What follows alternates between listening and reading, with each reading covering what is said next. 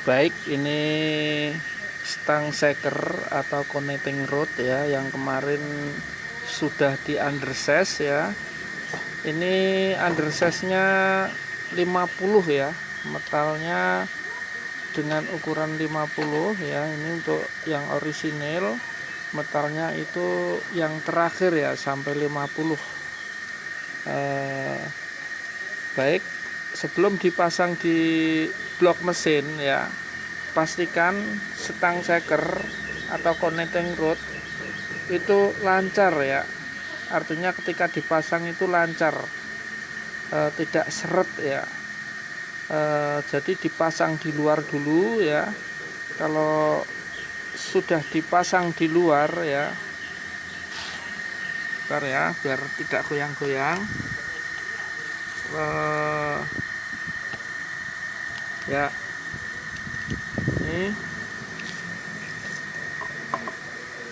pastikan ini lancar. Pergerakannya pastikan ini lancar, tidak seret seperti ini ya. Ya.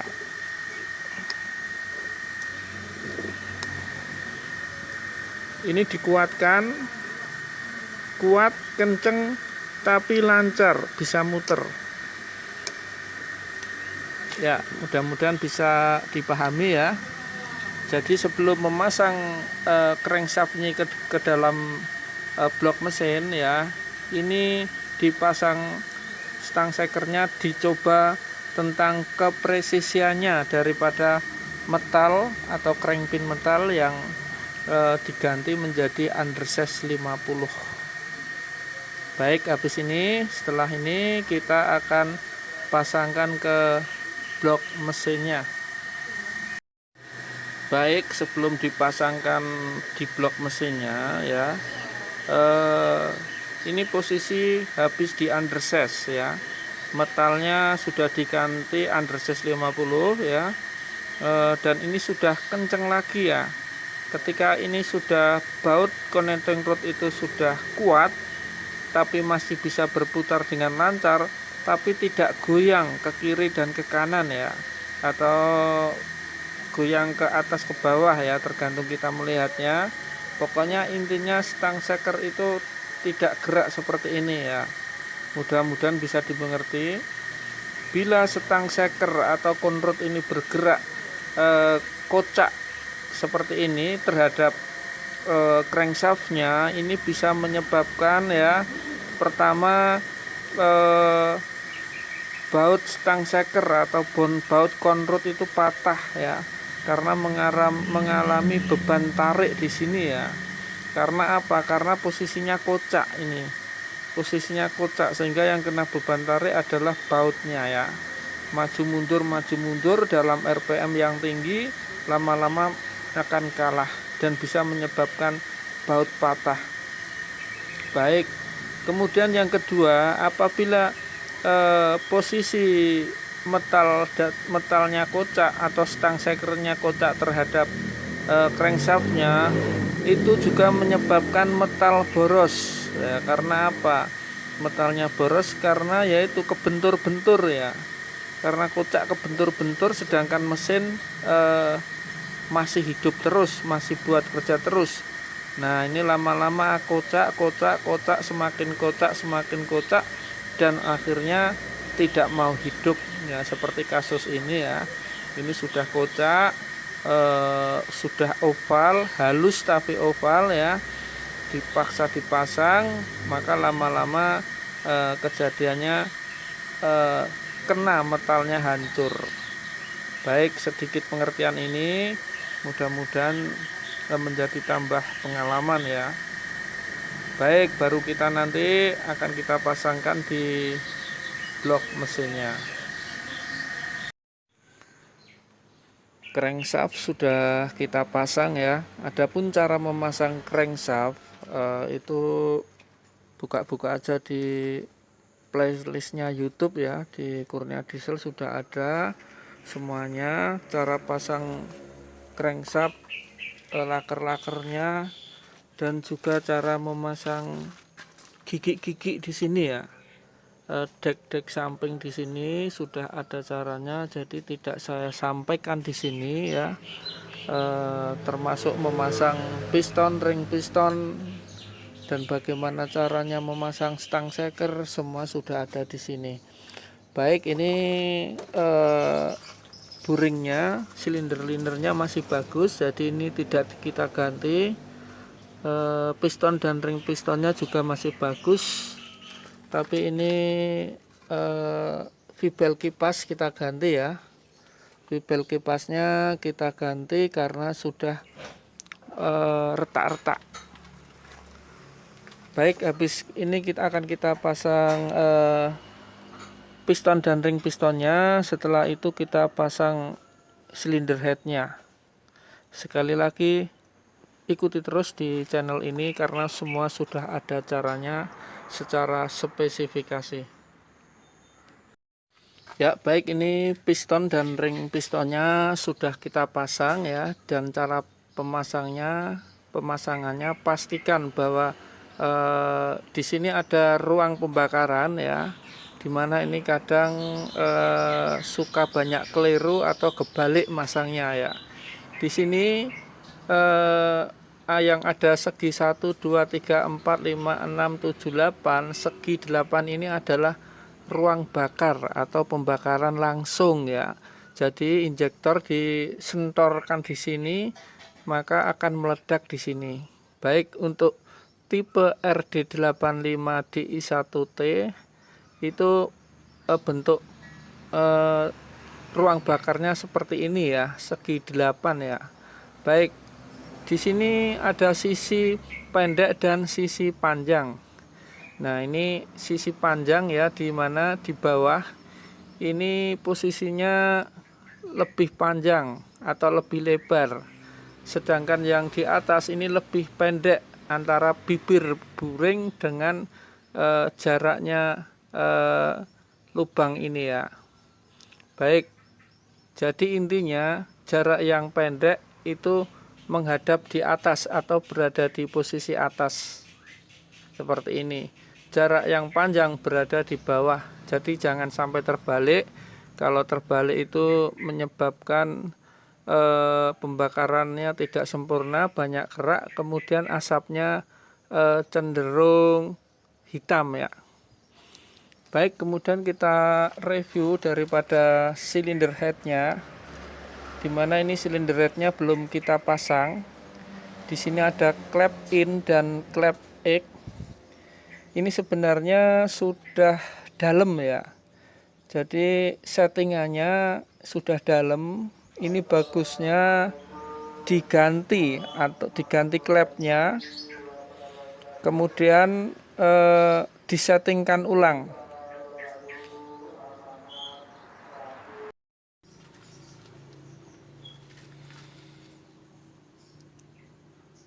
Ya, baik, saya lanjutkan lagi ya, bahwa ini sebenarnya klepnya atau dudukan klepnya ini sudah aus ya.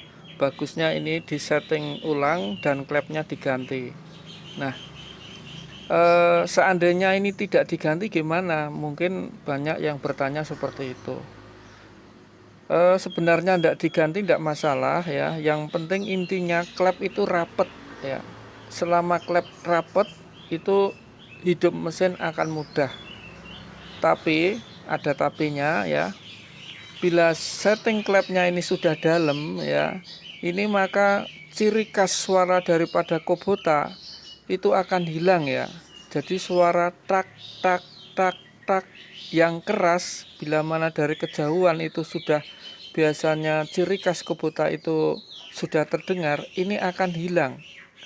Ini akan cenderung suaranya lebih halus tapi jebubuk ya. Halus tapi jebubuk. Itu disebabkan karena klep atau settingan klep dan settingan klepnya sudah dalam. Bisa kita lihat ini ya. Ini sudah blesek atau sudah masuk ke dalam, terutama yang X ini ya, yang klep X. Baik sahabat semua, ini jadi nanti menyebabkan suara ciri khasnya yang tak tak tak dari Kubota akan hilang karena settingan klepnya sudah dalam ya. Adapun cara men-setting klep yang baik dan benar itu sudah ada di YouTube ini, di channel ini ya, Kurnia Diesel. Silahkan dibuka-buka bagaimana settingan klep yang bagus ya, supaya bisa menghasilkan suara yang tak tak tak. Itu dibuka aja ya. Baik,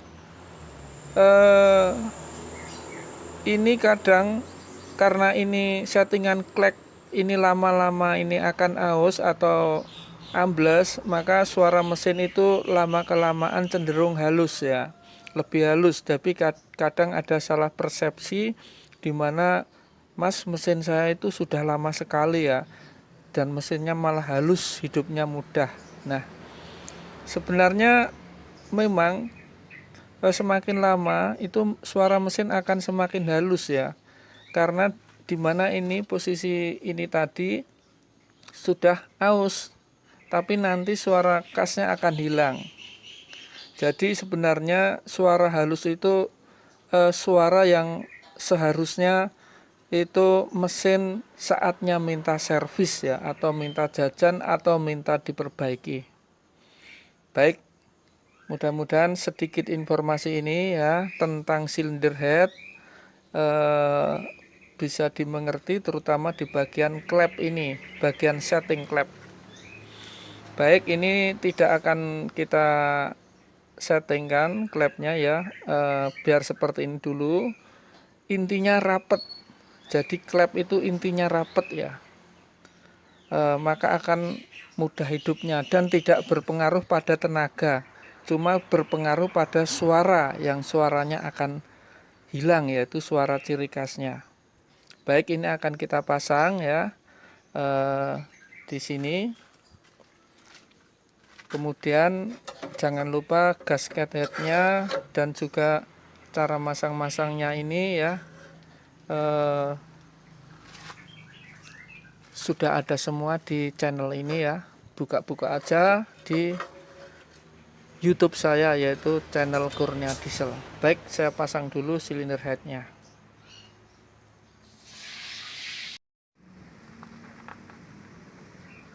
Baik, ini mesin sudah dirangkai kembali ya. Kemudian air radiator sudah kita isi, olinya sudah kita isi ya, pastikan sudah sesuai ukurannya, yaitu 2,4 ya, 2,4 liter. Kemudian kita lihat filter udara. Ini bisa kita saksikan, filter udaranya kotor sekali, tidak ada olinya. Nah, inilah penyebab utama mengapa piston ring piston cepat aus, karena tidak diperhatikan ini ya, filter udaranya. Ini bisa dilihat, ini tanah ini atau debu yang mengumpul, kumpulan debu dalam waktu yang lama menjadi kumpulan tanah seperti ini. Ini contoh perawatan tidak baik ini ya. Baik, ini akan kita buka bautnya, kemudian kita bersihkan sama filter udaranya. Nah, ini filter udaranya bisa kita lihat banyak tumpukan debu-debu ya. Ini kalau gesekan di dalam piston, ring piston dan buring, maka keausan itu jelas pasti ya, akan cepat aus. Nih debunya. Baik, tak bersihkan dulu, tak kasih oli, kemudian dicoba hidupkan.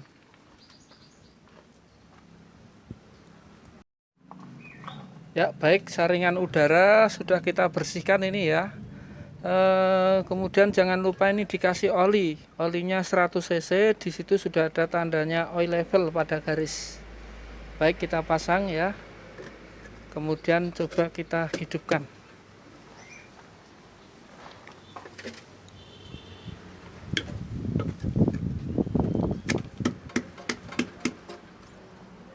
Kita kuatkan bautnya ya, atau mur kupu-kupu.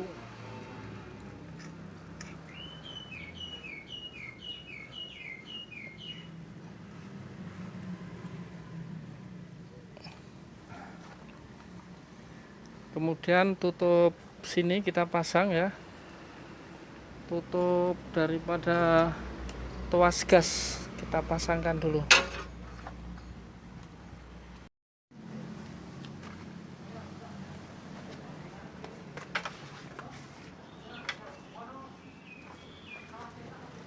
Baik, setelah ini selesai semua, mari kita coba hidupkan.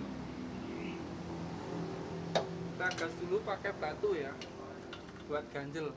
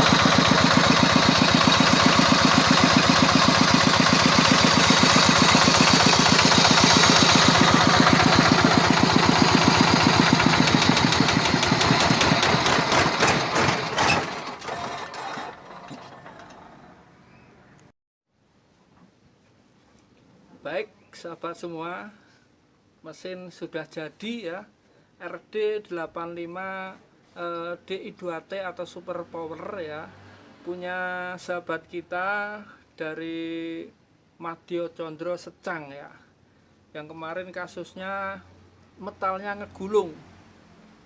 Nah, metal ngegulung tapi oli padahal jalan atau lancar, pompa oli juga bagus, tapi kenapa bisa ngegulung? Nah, kesimpulannya metal kok bisa ngegulung itu disebabkan karena crankshaftnya itu oval, crankshaftnya halus ya, tapi tidak bulat, jadi bundernya tidak bunder ngepleng.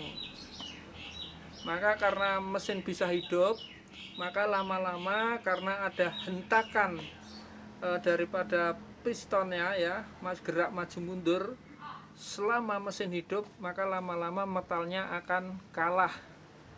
Mengapa kalah? Karena kocak. Nah, ini tadi kemarin sudah di undersize ya, sekarang undersize-nya ukurannya 50. Mudah-mudahan awet ya mas ya, sahabat kita dari Madyo Condro Secang, rawatlah mesinnya, ganti oli secara teratur, kemudian selalu cek air radiator, kemudian tak kalah pentingnya adalah filter udara di oil pan-nya itu dikasih oli 100 cc. Baik, mungkin itu aja pesan saya, dan juga untuk semuanya sahabat yang mempunyai alat-alat seperti ini, mudah-mudahan dan harapannya bermanfaat. Jangan lupa like, subscribe, komen, dan bila bermanfaat boleh di-share. Saya cukupkan sekian. Akhirul kalam. Wabillahi taufik wal hidayah. Wassalamualaikum warahmatullahi wabarakatuh.